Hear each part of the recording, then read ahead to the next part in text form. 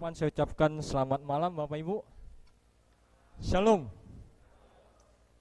Apa kabar Bapak Ibu? Puji Tuhan ya. Terima kasih untuk sambutan yang baik. Saat ini saya minta izin untuk memberikan suatu renungan.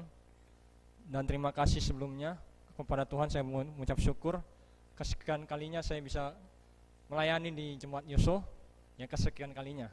Dan puji Tuhan juga Bapak Ibu, ini karena kemurahan Tuhan lewat panggilan yang diutus oleh Pendeta Noti mengabarkan kepada saya untuk membawakan renungan di jemaat ini. Nah, puji Tuhan, saat ini adalah kesempatan yang bahagia bagi saya. Dan saat ini Bapak Ibu, sebelum kita mendengarkan firman Tuhan ini, mari kita undang dan kita berdoa sekali lagi. Bapa yang bertata di dalam kerajaan sorga, saat ini kami rindu Tuhan boleh berikan kami kebenaran Tuhan tentang raham yang adalah karakter Tuhan.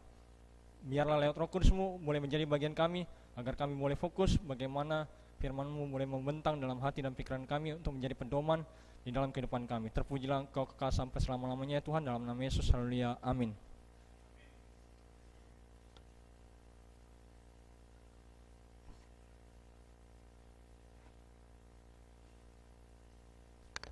Nah, Bapak Ibu, renungan yang saya bawa ialah kata raham.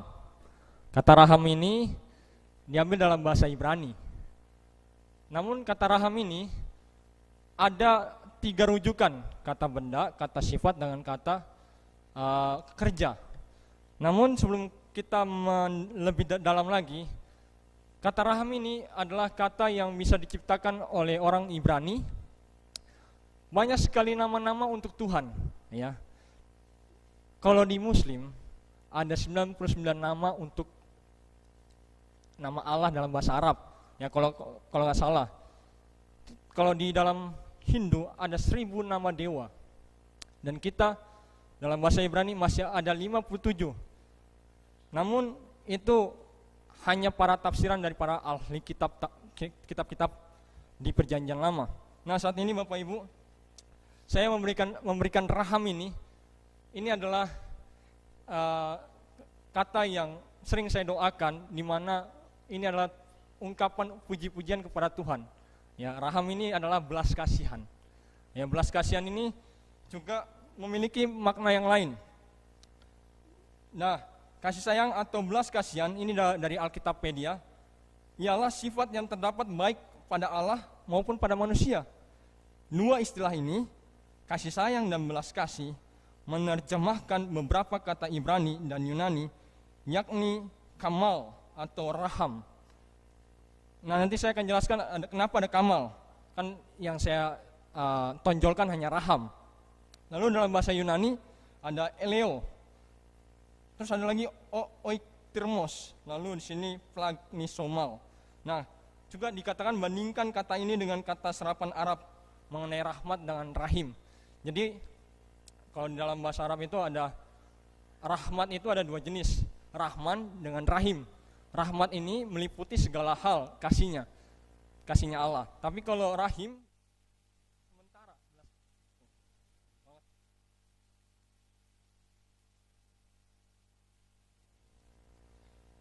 Di sini ada 3 perbedaan. Kita akan melihat apakah ini kata kerja atau kata sifat atau kata benda yang diutarakan dalam kata Rahman. Raham. Nah, pertama dari kisah si Musa, Bapak Ibu.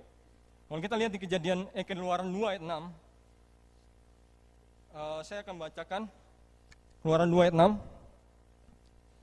Di sini dikatakan, ketika dilihatnya bayi itu, dan tampaklah anak itu menangis, sehingga belas kasihanlah ia kepadanya dan berkata, tentulah ini bayi orang Ibrani.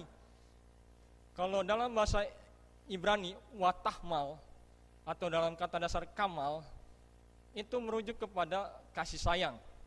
Namun, ketika saya lihat dari alur ceritanya, ini adalah kata kerja. Coba lihat, ada di belakangnya lah, belas kasihan lah. itu sebagai kata kerja atau ungkapan yang sedang dilakukan oleh putri Firaun. Nah, putri Firaun ini Bapak Ibu, kita udah tahu ceritanya bagaimana ya, bahwa di zaman itu bangsa Mesir ingin membunuh anak laki-laki, tapi dengan cara itu tetap bayi laki-laki terus bertambah banyak. Itu karena mukjizat Tuhan. Inilah rencana daripada bangsa Mesir. Tapi di situ ketika Yokebed melahirkan Musa, lalu dia membuat peti untuk ditaruh, dihantarkan ke sungai, dan di situ dilihatlah kakaknya si Miriam memperhatikan jalur aliran air untuk siapa tahu si Musa dalam pembawaan arus air itu bisa mati. Dan dia terus perhatikan kakaknya Musa ini, si Miriam, melihat bahwa yang mendapatkan peti itu yang berisi bayi Musa adalah putri Firaun. Nah, Bapak Ibu, saat ini juga disitulah timbul belas kasihan terhadap putri Firaun. Beda yang ada di kisah yang kedua, di Kejadian 19 ayat 19. Ini di mana kisah tentang Lot diutus oleh Tuhan untuk keluar meninggalkan Sodom dan Gomora yang akan dihukum oleh karena kebobrokan pada karakter manusia di zaman itu. Nah, saat itu Bapak Ibu juga malaikat yang Tuhan kirimkan kepada si Lot ini untuk mengeluarkan istri dan anak-anaknya. Istrinya tidak dijelaskan namanya, bahkan putrinya tidak dijelaskan nama, dan tidak diketahui nama daripada putri-putri si Lot. Tapi oleh karena perintah malaikat Tuhan untuk pergi meninggalkan, lalu pergi ke pegunungan, disitulah ungkapan daripada si Lot ini. Apa dikatakan si Lot? Coba kita lihat Kejadian 19 ayat 19. Di sini katakan, kata Lot kepada mereka, janganlah kiranya demikian, Tuanku. Itu ayat 18. Ayat 19, sungguhlah hambamu ini telah dikaruniai belas kasihan di hadapanmu, dan Tuanku telah berbuat kemurahan besar kepadaku dengan memelihara hidupku. Tetapi jika aku harus lari ke pegunungan, pastilah aku akan tersusul oleh bencana itu, sehingga matilah aku. Kenapa si Lot ini berpikir seperti itu? Karena dia, kalau dari kisahnya ini, dia udah dipimpin oleh Tuhan, tapi kenapa masih ragu? Dan katanya di sini ada karunia belas kasihan. Ini menunjuk kata benda. Karena karunia itu adalah kepemilikan. Dan itu hanya berangsur pada dirinya sendiri. Dan beda dengan kisah Yesus di Matius 9 ayat 13. Di mana Bapak Ibu, ajaran Yesus ketika dia menjadi rupa manusia yang tadinya Allah turun 2 level, memiliki misi bukan untuk memanggil orang benar, tetapi orang berdosa juga. Coba kita lihat di Matius 9 ayat 13. Dikatakan Matius 9 ayat 13, jadi pergilah dan pelajarilah arti firman ini, yang kukendaki ialah belas kasihan dan bukan persembahan, karena aku datang bukan untuk memanggil orang benar, melainkan orang berdosa. Nah, belas kasihan ini merujuk kata sifat Yesus kepada orang benar dan kepada orang berdosa. Inilah utara atau ungkapan daripada Yesus bahwa ini menunjukkan kata sifat pribadinya. Beda dengan 2 kisah yang tadi. Karena ketika Yesus memanggil si Matius, posisi Matius itu adalah paling hina di hadapan orang-orang Farisi, bahkan di hadapan murid-muridnya. Oleh karena apa? Kalau di latar belakang orang-orang Yahudi, pemungut cukai itu adalah pekerjaan yang paling berdosa, menagih-nagih uang. Dan itulah yang dihadapkan oleh orang-orang Farisi. Kenapa Yesus mau sama si Matius ini? Bahkan disuruh ikut untuk menjadi muridnya. Dan sinilah kisah di mana karakter Yesus bukan hanya untuk memanggil orang benar, tapi untuk orang berdosa. Dari ketiga hal ini kita sudah mengetahui makna dengan raham ini. Nah, sekarang bagaimana cara melakukannya? Bagaimana cara melakukan belas kasihan? Bapak Ibu, memang ini sangat sulit bagi kita, karena kita butuh pertolongan Roh Kudus sehingga mudah untuk melakukannya. Nah, ada kisah ilustrasi Ini di mana bapak ini beserta keluarganya adalah penolong yang Tuhan kirimkan kepada saya ketika saya berkuliah. Waktu itu saya kuliah di Papua 2 tahun. Tapi karena banjir bandang tanggal 16 Maret 2019 saya dihadapkan untuk cuti beberapa bulan. Oleh karena sepertinya kampus di Papua tidak lagi layak dipakai. Akhirnya saya jual buku selama 5 bulan di Jakarta. Bapak Ibu tahu, ketika saya di Jakarta, saya di situ jual buku, ketemu berbagai macam latar belakang orang-orang yang sangat membantu, baik yang dari orang kaya, orang yang sederhana, bahkan orang yang paling miskin pun beli buku saya. Itulah saking kuasa Tuhan itu sangat hebat. Dan Bapak Ibu tahu, saya bertemu dengan Bapak ini ketika tanggal 5 bulan 6, saya jual buku di salah satu jemaat Bapak ini. Sekarang dia ketua jemaat, namanya Pak Rio Silalahi.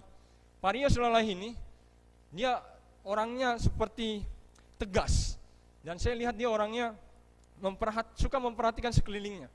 Dan saat itu saya memberanikan diri untuk bertemu Bapak ini waktu di gereja ketika saya diminta untuk bawa seminar, bahkan games di jemaat yang kecil tapi isinya orang-orang kaya. Itu di jemaat Cibubur. Lalu saya waktu setelah tutup sabat, saya bawa buku dan saya tawarkan buku itu kepada anggota jemaat. Bapak Ibu tahu, salah satu anggota yang bukan hanya orang-orang yang ada di jemaat kota wisata itu yang saya layani, tapi Bapak ini juga yang tadinya seperti kayak nggak mau tahu gitu, tapi ketika saya menghampiri ternyata Bapak ini baik sekali. Lalu saya bilang, Pak, saya sedang mencari uang kuliah dengan cara jual buku, boleh nggak Bapak berikan sedikit berkat untuk saya bisa lanjutkan kuliah saya? Emang kuliah kamu di mana? Di Papua, Pak. Lah, di Papua emang ada? Iya, itu cabangnya Unclub. Oh, langsung dia searching. Tidak ada di internet di Forlabdikti terdaftar di pemerintahan, karena itu sekolah yang baru didirikan tahun 2005. Jadi saya diberitahukan oleh sponsor saya, kalau begitu saya ingin beli buku kamu. Ada nggak ensiklopedia jus buah dan sayur? Bapak Ibu tahu, saya nggak ada.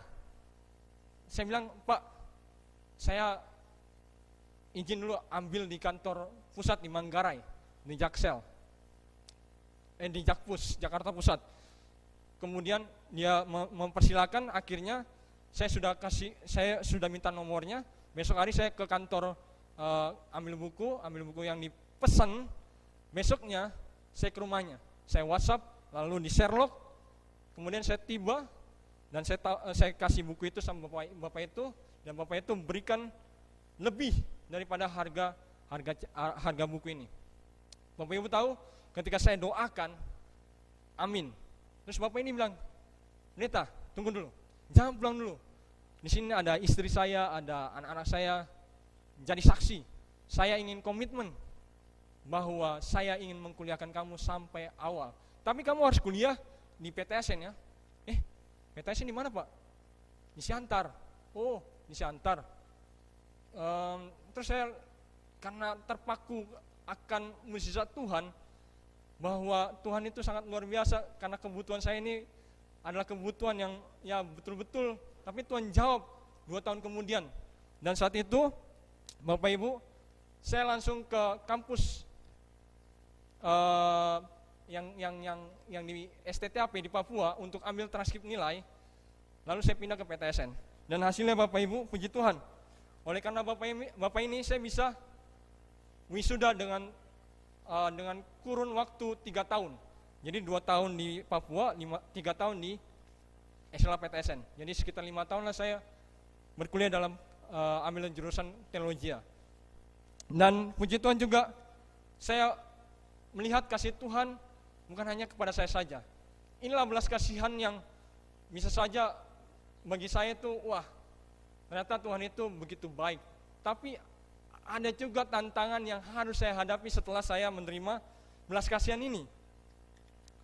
Yaitu, inilah hasil daripada saya telah dididik di kampus. Saya melakukan tensi, itu di sebelah kiri. Bahkan di bawahnya ada KP, kelompok peduli di Tejosari, Bapak Ibu. Ini adalah anggota di mana gereja-gereja hari Minggu yang mau bersedia mendengarkan firman Tuhan. Dan di situ juga saya bukan hanya membuat KP, tapi juga berkhotbah di Praci Mantoro. Bahkan saya bagi traktat kepada Ibu RW di Praci Mantoro. Bahkan saya ikut bertani dan saya ikut masak di rumah anggota jemaat. Betapa syukurnya saya pelayanan di Praci Mantoro oleh karena belas kasihan Tuhan. Nah, saat itu juga saya melihat bagaimana dengan kisah Yesus terhadap belas kasihan kepada 5.000 orang laki-laki. Karena di dalam Matius 14 itu hanya tercantum laki-laki saja, ya. Tapi di dalam Matius 14 ayat 14b, maka tergeraklah hatinya oleh belas kasihan kepada mereka. Hatinya itu adalah hati Yesus, dan ia menyembuhkan mereka yang sakit. Nah, belas kasihan Yesus itu merupakan dengan cara bukan hanya simpati, tapi empati kepada orang 5.000 itu. Dan dengan cara menyembuhkan juga bagi mereka yang sakit. Itulah bagaimana belas kasihan Tuhan yang luar biasa ketika dia menjadi manusia. Dan ada lagi Bapak Ibu, di dalam Matius 9 ayat 35 sampai 36, bukan hanya kepada 5.000 orang saja, tapi demikianlah Yesus berkeliling ke semua kota dan desa yang mengajar dalam rumah-rumah ibadat dan memberitakan Injil kerajaan sorga, serta melenyapkan segala penyakit dan kelemahan. Lalu di ayat 36, melihat orang banyak itu, tergeraklah hati Yesus oleh belas kasihan kepada mereka, karena kamu lelah dan terlantar seperti domba yang tidak bergembala. Jadi apa pesan ini dari kisah Yesus? Terkadang orang yang berbelas kasihan hanya ekspresi dari perasaan saja. Saya lihat ada orang miskin yang sedang minta-minta atau yang sedang ngamen. Lalu kita lihat seperti rasa iba, memberikan atau tidak ya? Memberikan atau tidak ya? Ini beneran pengamen atau tidak nih? Pasti ada pikiran ragu-ragu dalam pikiran kita. Dan akhirnya itulah hanya perasaan yang mungkin timbul dalam hati, tapi tidak tergerak seperti Yesus. Nah, inilah bedanya simpati dengan empati. Tapi kalau Yesus belas kasihan itu mengenai empati. Dia merasa kasihan dan dia mengetahui isi hati manusia, dan saat itulah dia beraksi. Tergeraklah hati Yesus. Nah, itulah aksi Yesus. Poin-poin daripada kehidupan Yesus, bahkan ke ilustrasi serta 3 kisah yang tadi saya ceritakan, inilah poinnya. Ada memberi makan orang yang kelaparan, memberi minum orang yang kehausan, memberi pakaian orang yang telanjang, bahkan memberi tempat tinggal orang yang tunawisma, mengunjungi orang yang di penjara, mengunjungi orang yang sakit, memakamkan jasad orang mati. Jadi di dalam Mazmur 89 ayat 14, semua hal ini merupakan rahmat, hampir sama dengan bahasa Arab, ya, meliputi segala hal, dan kebenaran berjalan di hadapannya. Jadi rahmat dan kebenaran hampir sama berhubungan dengan iman dan perbuatan. Itu berjalan sejalan. Jadi rahmat dan kebenaran, ketika Yesus memberikan belas kasihan, maka kebenaran firman Tuhan menyatakan bahwa Dia adalah Allah yang hidup. Itulah pertunjukan yang Tuhan berikan ketika Dia menjadi manusia. Jadi Bapak Ibu, apa untungnya ketika kita melakukan belas kasihan? Apa untungnya? Ada beberapa ayat. Di dalam Matius 5:7, diberkatilah orang yang berbelas kasih, sebab mereka akan mendapat belas kasihan. Lalu di ayat Amsal 14 ayat 21, siapa menghina sesamanya berbuat dosa, tetapi berbahagialah orang yang menaruh belas kasihan kepada orang yang menderita. Lalu di ayat Amsal 14 ayat 31, siapa menindas orang yang lemah, menghina penciptanya, tetapi siapa yang menaruh belas kasihan kepada orang miskin, memuliakan dia. Lalu di ayat terakhir, sebab penghakiman yang tak terbalas kasihan akan berlaku atas orang yang tidak berbalas kasihan, tetapi belas kasihan akan menang atas penghakiman. Jadi ada 4 keuntungan yang saya dapat dari tentang belas kasihan. Yang pertama, kita akan diberkati dengan cara Tuhan akan memberikan belas kasihan. Hampir sama sistem tabur tuai. bila mana kita menabur yang baik, akan menghasil yang baik. Kalau kita menabur yang jelek, akan dapat hasil yang jelek.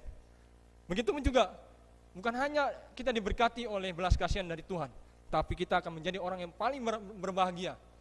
Bahkan kita akan memuliakan Tuhan. Lalu yang terakhir, ini adalah yang ditunggu-tunggu menjadi pengharapan umat-umat Tuhan. Kita akan menang atas penghakiman bila mana kita melakukan belas kasihan. Nah, aplikasinya di dalam kutipan Ellen G. White, Para Nabi dan Bapak jilid 1 halaman 21 paragraf kedua, dikatakan seperti ini. Setiap pernyataan kuasanya dalam hal menciptakan, ini menciptakan yang seperti dibilang rahmat dalam bahasa Arab, itu dengan segala hal. Jadi menciptakan adalah suatu pernyataan kasih yang tidak terbatas. Pemerintahan Allah mencakup kelimpahan berkat kepada semua makhluk ciptaannya. Artinya bukan hanya kepada orang yang benar, tapi juga kepada orang yang berdosa. Nah, kesimpulannya, belas kasihan itu merupakan hukum kasih Tuhan. Dan ini adalah dasar pemerintahan Allah. Dikatakan Para Nabi dan Bapa jilid 1 halaman 22, paragraf kedua juga. Di sini katakan, kebahagiaan semua makhluk yang berpikir bergantung atas keselarasan yang sempurna terhadap prinsip-prinsip kebenarannya yang agung itu. Tuhan menghendaki dari semua makhluk ciptaannya pelayanan kasih yang timbul dari rasa penghargaan akan tabiatnya. Ia tidak menyukai suatu penurutan yang terpaksa. Kepada semua orang telah diberikan kebebasan untuk memilih, agar mereka memberikan pelayanan bersifat sukarela. Ya. Jadi ini tidak unsur paksaan Bapak Ibu untuk memberikan belas kasihan atau kasih sayang kepada orang-orang yang membutuhkan hal itu. Tapi ini adalah merupakan tabiat Tuhan yang kita harus berikan kepada orang yang membutuhkan. Mengenai belas kasihan inilah kita akan diajar bagaimana hukum kasih adalah dasar pemerintahan Allah bagi kita yang akan disiapkan menjadi keluarga negaranya.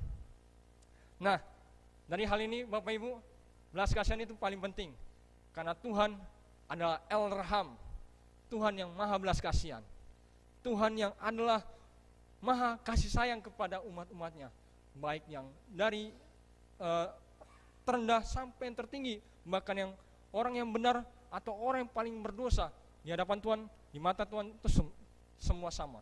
Tinggal kita memberikan belas kasihan itu kepada orang yang membutuhkan, sehingga kita memancarkan bagaimana Tuhan memberikan balas kasihan kepada orang-orang yang mengasihi Tuhan.